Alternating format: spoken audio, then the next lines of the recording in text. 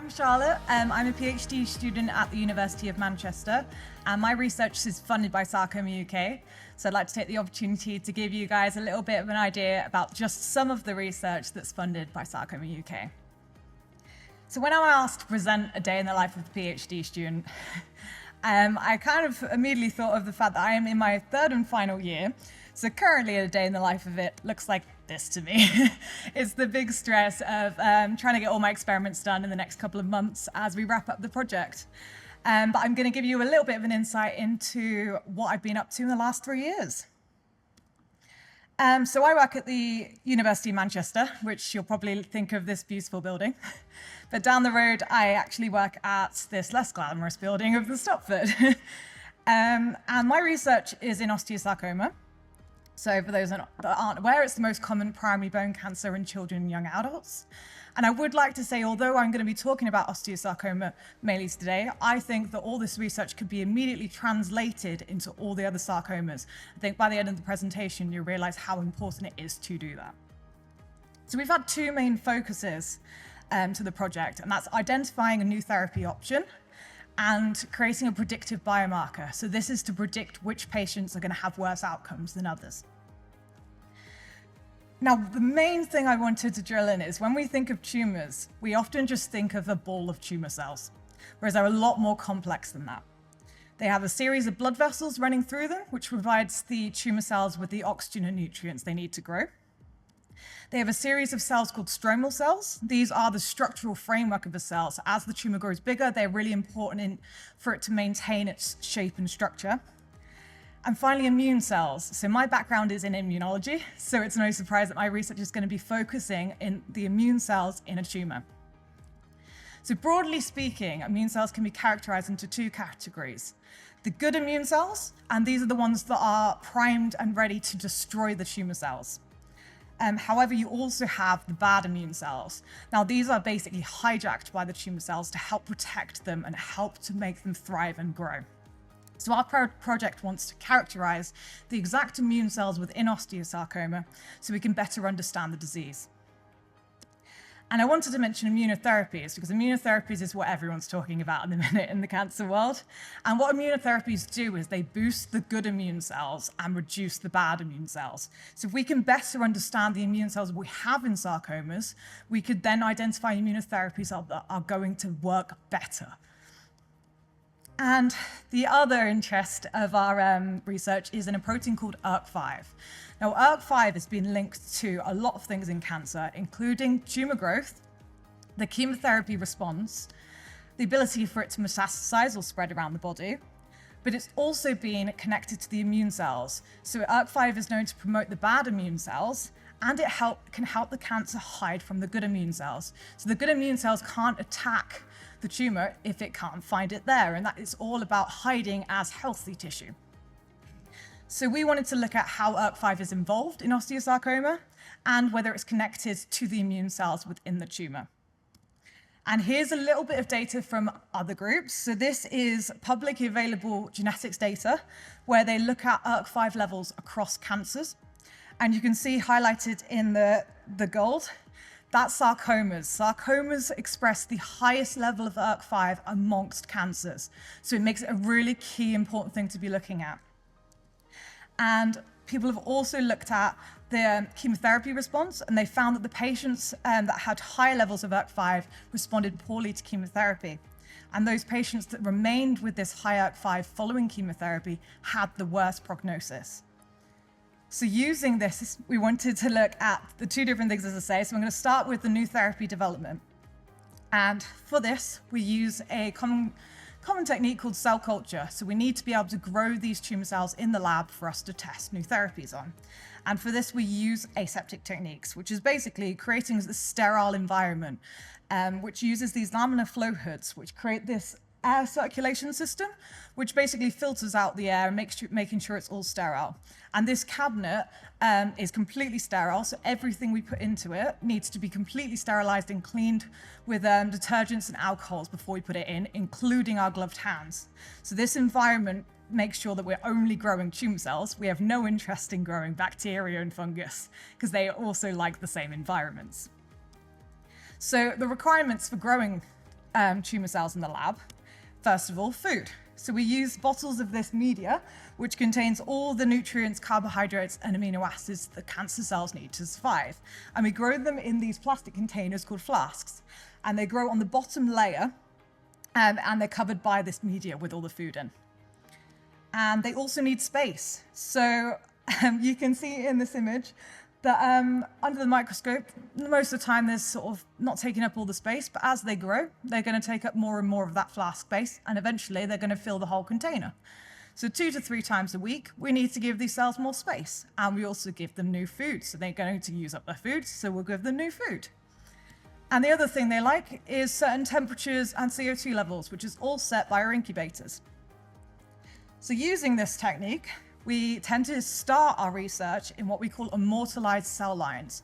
This is where almost all cancer research starts, and we've used 3 immortalized cell lines of osteosarcoma. The immortalized basically means if we keep giving them enough space and keep giving them more food, we can keep growing them forever. And here's a picture of 3 different osteosarcoma cell lines. And the 14-3B cells are from a 13-year-old girl in 1979.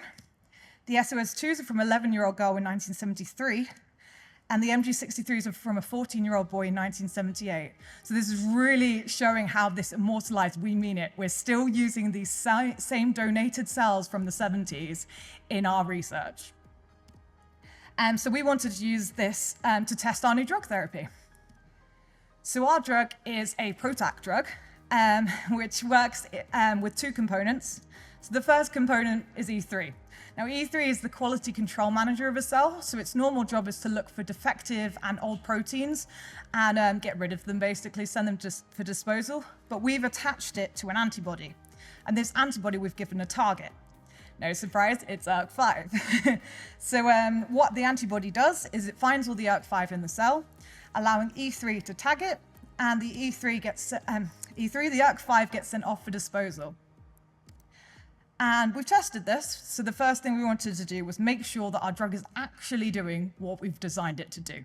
So we use something called a Western blot, and it basically just allows us to look at the protein levels in the cells.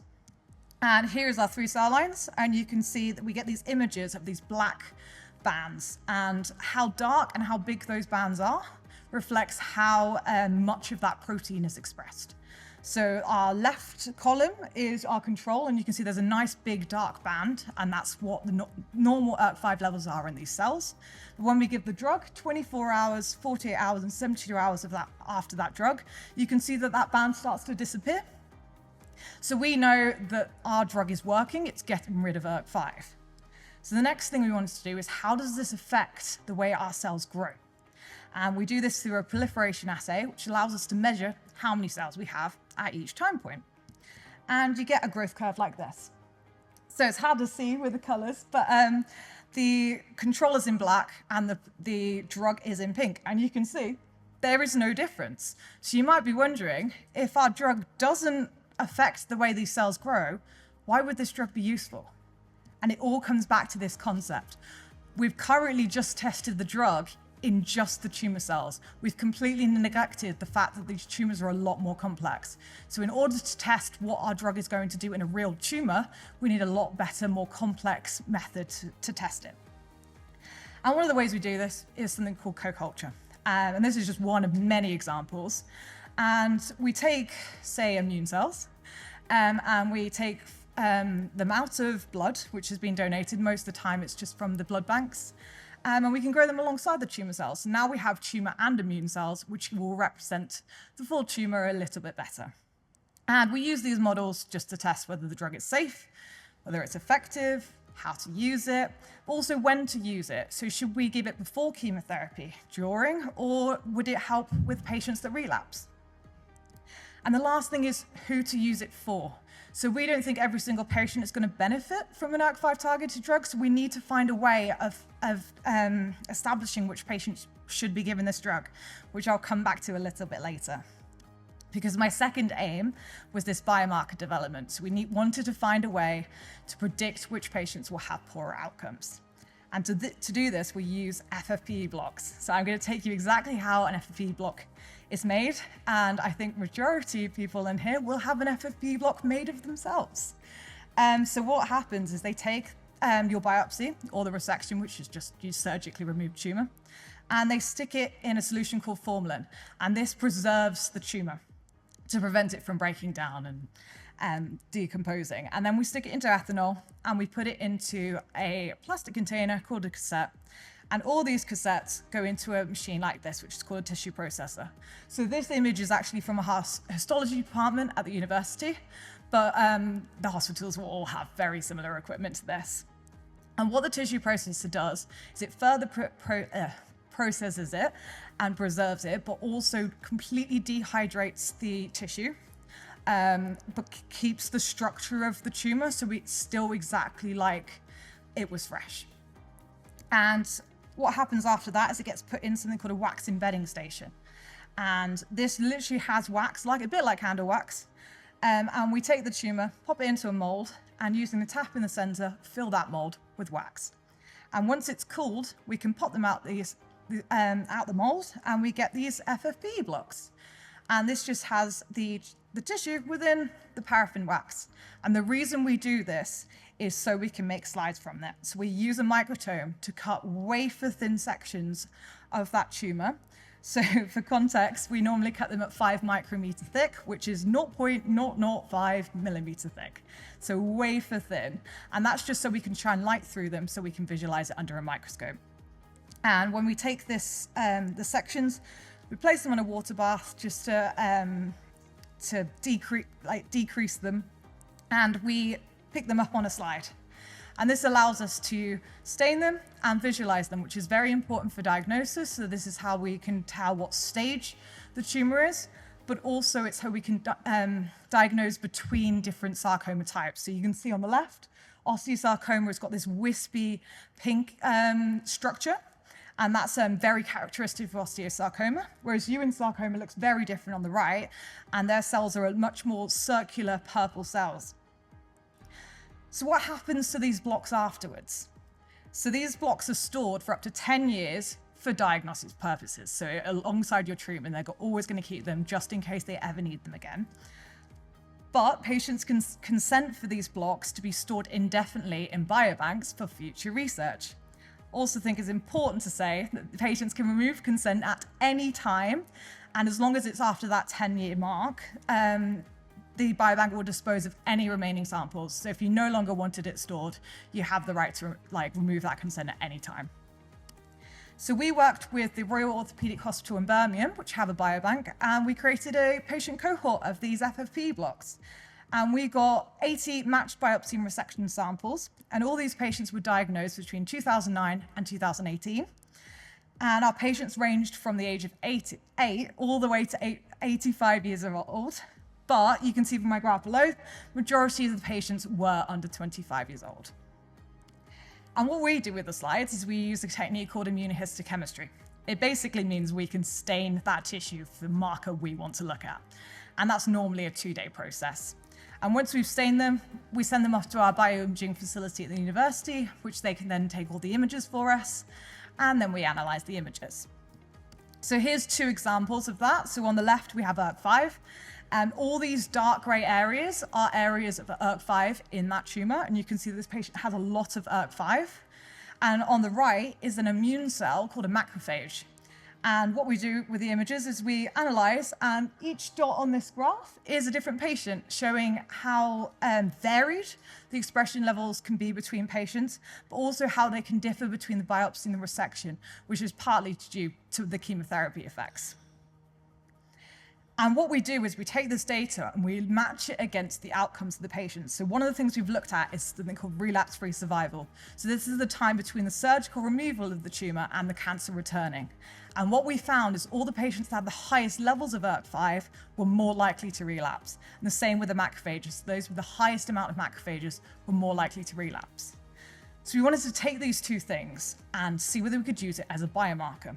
And we basically stick it into a statistical test and say, if we give you the ERK5 levels and the macrophage levels of these patients, could you predict which ones are going to relapse?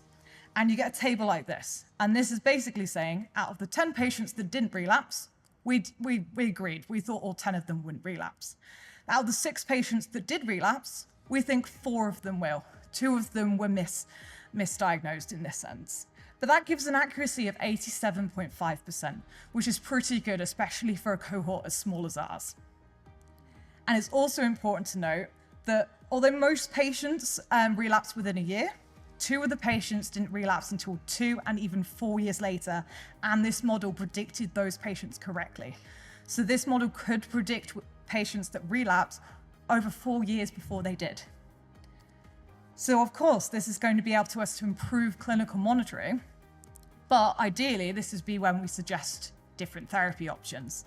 But with a lack of options for sarcoma patients, this is most likely going to be used for patients for clinical trials, such as, hopefully one day, a future PROTAC drug trial for ours. This would be a great way of figuring out which patients would benefit from an ERK5 targeted therapy, and we could then focus on those patients in the clinical trial because they're going to be the ones that benefit from the drug the most.